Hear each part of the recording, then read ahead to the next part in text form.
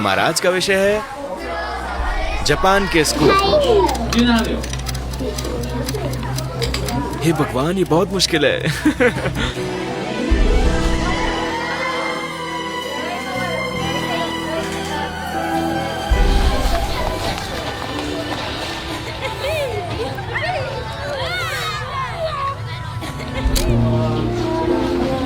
उन्होंने ऐसे कपड़े क्यों पहने हैं? लंच के लिए।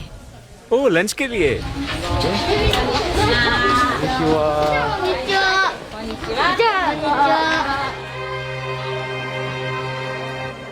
हे जो, आपसे मिलकर खुशी हुई।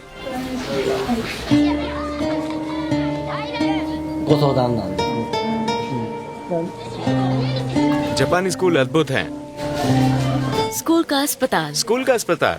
और वो एक नर्स है। आपसे मिलकर अच्छा लगा। तो अगर मेरे पेट में गड़बड़ है तो मुझे यहाँ आना होगा। हाँ हाँ बिल्कुल। उनके पास स्कूल में एक छोटा सा क्लिनिक है। हर किसी को अपने जूते यहीं रखने होंगे।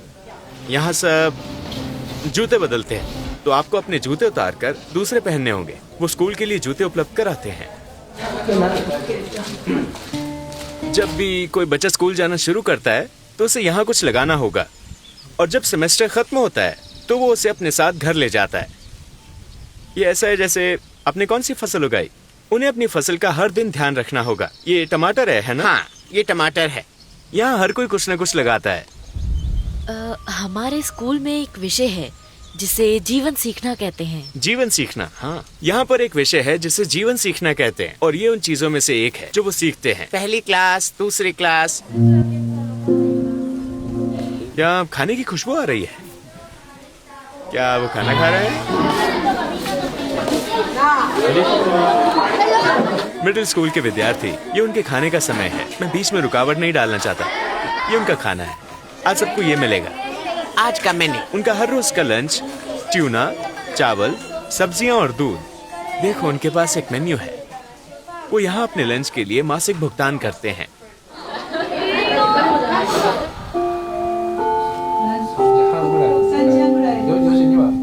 इस रिंगटोन का मतलब है कि क्लास शुरू हो गई है। कितना प्यारा। द्वितीय विश्व युद्ध के दौरान स्कूल की घंटी शोरगुल जैसी थी। अच्छा। उसका मतलब ये भी होता था कि बम। हाँ, बम आ रहे हैं। बम आ रहे हैं। इसलिए युद्ध के बाद उसे बंद कर दिया गया और एक नई घंटी शुरू हुई। वो ये संगीत इसलिए बजाते हैं क्योंकि द्वितीय विश्व युद्ध में ट्रिंग आवाज करने वाली घंटी तब बजती थी जब बम गिराए जाते थे, और जब भी कोई इसे सुनता तो उसे युद्ध याद आता, और कोई तब छिपता और भागता था। इसलिए उन्होंने संगीत का उपयोग शुरू किया, और अब वो घंटी नहीं बजती, जिससे सब परेशान हो जाते थे। हाँ। नमस्ते। क्या आप टीचर हो और आप बच्चों के साथ खाना खाती हैं?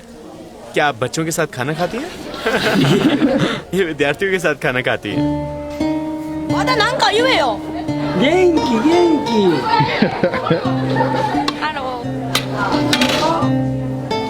ठीक है, अब लंच का समय खत्म हो गया है। अब वो क्या करेंगे? अब वो आंगन में खेलने जाएंगे, और उसके बाद वो ये सब साफ करेंगे। वो पूरा स्कूल साफ करेंगे। इसका मतलब है यहाँ कोई सफाई कर्मचारी नहीं है। बच्चे खुद ही सफाई करते हैं।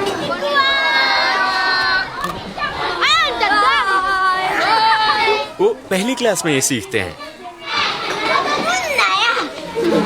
वो कहाँ जा रहे हैं?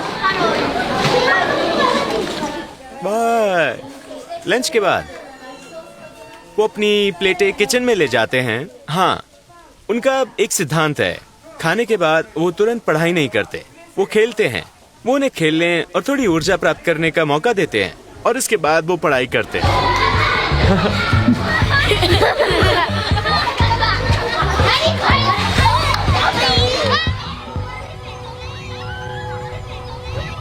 देखा जाए तो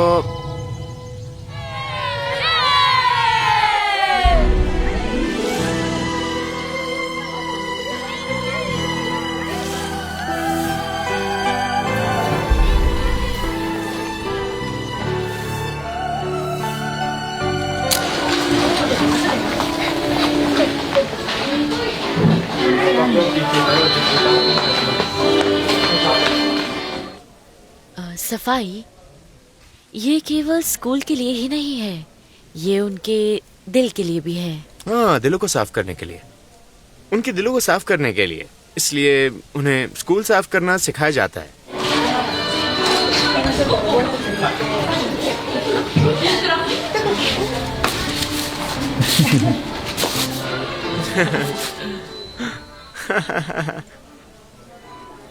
एकजुटता और भाईचारा बचपन से वो सीखते हैं कि एक साथ रहते हुए और मौज मस्ती करते हुए सफाई की जा सकती है। वो आपको घर की सफाई करना सिखाते हैं। सड़कें साफ क्यों हैं? यही कारण है कि जापान और यहाँ की सड़कें बहुत साफ हैं, क्योंकि बच्चे जानते हैं कि उन्हें चीजें फेंकनी नहीं चाहिए। हाँ, ये सही है। हमने उनका राज खोल दिया है। अच्छे सिद्धांत है। बचपन में हमने ख्वातिर सीरीज में इन्हें सीखा था, अब हमने इसे अपनी आंखों से देखा है। अब मैं एक छात्र हूँ।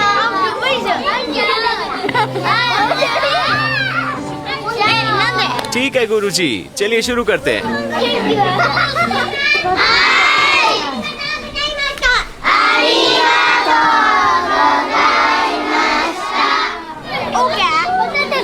मैं पढ़ाई करना चाहता हूँ। ठीक है, धन्यवाद। जो पहले खत्म करेगा वो जीतेगा। 7 + 7 कितना?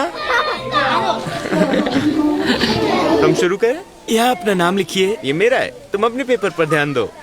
सभी लोग अपने पेपर पर ध्यान दें और शुरू करें। 12秒 16秒 17秒 हे भगवान, ये बहुत मुश्किल है। 7 + 7 14।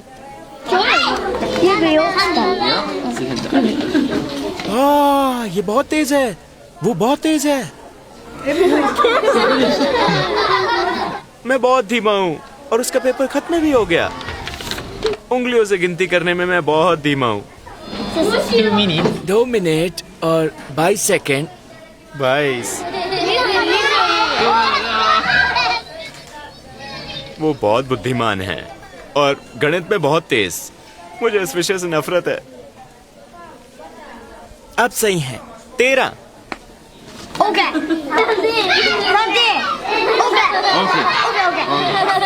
वो मुझे सुधार रहे हैं। 15। ठीक है, अभी तक कोई गलती नहीं हुई। 6 क्या यहाँ कोई बुरा छात्र है? नहीं नहीं नहीं, ऐसा कोई नहीं। कोई बुरा बच्चा नहीं। ये एक परफेक्ट स्कूल है।